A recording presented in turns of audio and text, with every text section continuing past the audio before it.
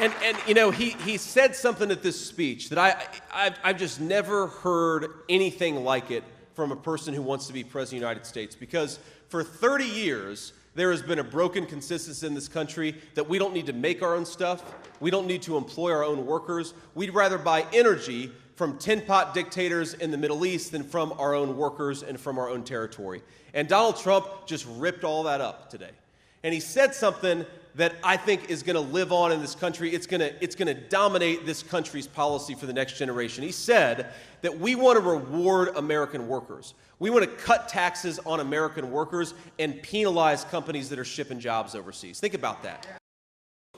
First of all, what happened in Georgia is just an awful tragedy. And I know we've got a lot of parents and a lot of grandparents in this room. I mean, I cannot imagine, you know, little kids so excited to go back to school. God love them. And they're at their first week back from the summer, and an absolute barbarian decides to open fire and take their lives and also a couple teachers. We got to think about these people. If you're the praying type, and I know I am, we got to hold them up in prayer. We got to be hoping for the best for this incredible community, because no parent should have to deal with this. No child should have to deal with this. What is going to solve this problem, and I really do believe this, is look, I don't like this. I don't like to admit this. I don't like that this is a fact of life.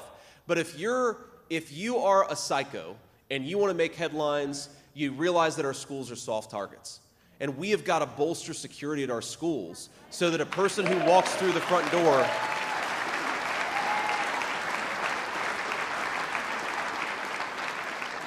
We've got to bolster security so that if a psycho wants to walk through the front door and kill a bunch of children, they're not able to.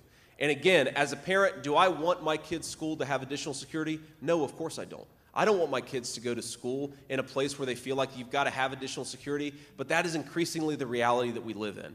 And a bunch of my colleagues in the Senate, we actually worked on legislation that would give schools more resources to bolster their security, because if these psychos are going to have to go after our kids, we've got to be prepared for it. We don't have to like the reality that we live in, but it is the reality that we live in, and we got to deal with it.